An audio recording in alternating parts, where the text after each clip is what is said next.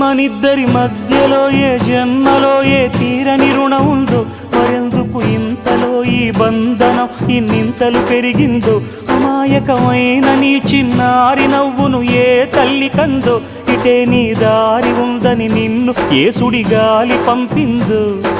పాపం పుణ్యం దేవుడికెరుక, పేదకు దొరికిన బంగారు కణిక, పాలు వెన్నా లేవని అనక ప్రేమను తాగి పెరగవెసి